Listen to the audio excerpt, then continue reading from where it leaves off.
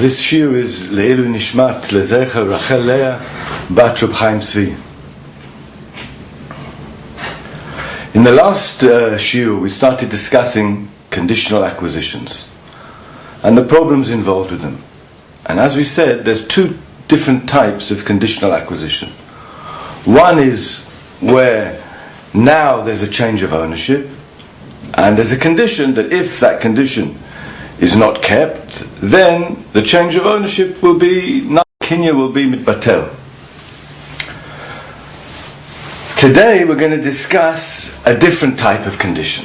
A condition where first you keep the condition, and if that condition is kept, then there will be a change of ownership, then I will transfer something to you, only then will there be a kinyan.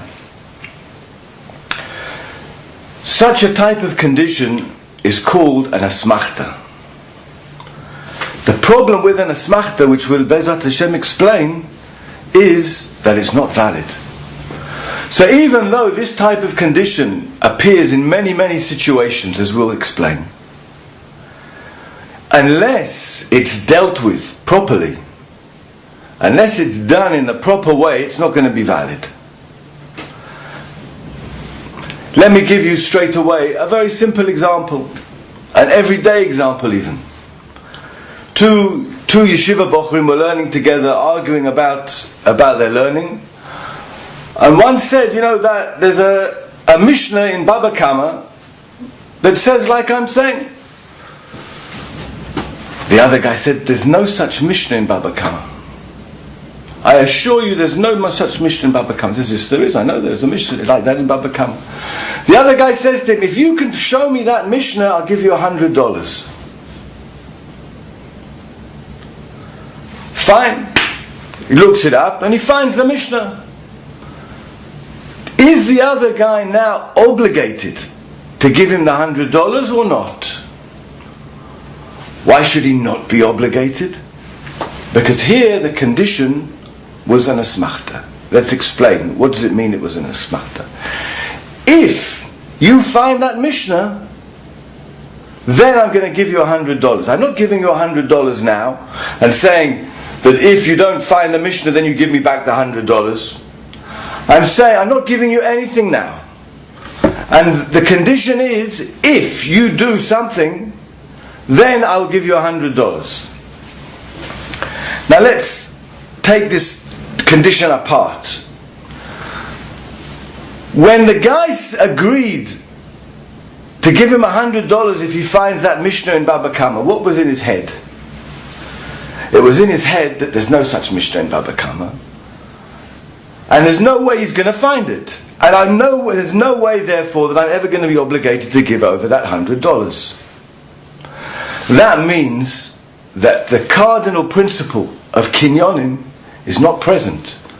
The cardinal principle of kinyonim is a meeting of the minds, gemiras das, that everyone involved really wants to obligate themselves. When I'm selling something to you, I'm giving you money, and I'm serious by giving the money that I want to buy your property, and you're giving, when you get the money, you're prepared to give me the property. There's a meeting of the minds, the cardinal principle of all kinyonim. But over here, seeing as I'm only going to give you the $100 if you do something, and at the time I said it, I didn't believe that you'd ever do that. There was never any meeting of the minds. There was never any gemiras das. Therefore, there's not a binding kinyan here. There's no binding obligation, and the yeshiva bocher is not obligated to pay the $100. Now, if he wants to, he can. Maybe it's even moral. Maybe it's even ethical of him to do so after he'd said that if you find the Mishnah, I'll give you. But that's not a question that we're dealing with right now. When we learn Jewish monetary law, we're dealing with what Beit Din can obligate you to pay. If that bocher that lost the bet was to be taken to Beit Din, and there was a claim that you have to now pay that $100 because of this deal that was made, Beit Din will not obligate him to pay it. He's not considered a thief if he doesn't pay it. If he has a moral obligation to give it over or not, That's a different question. That's not a question of Choshen Mishpat. That's not a question of Jewish monetary law.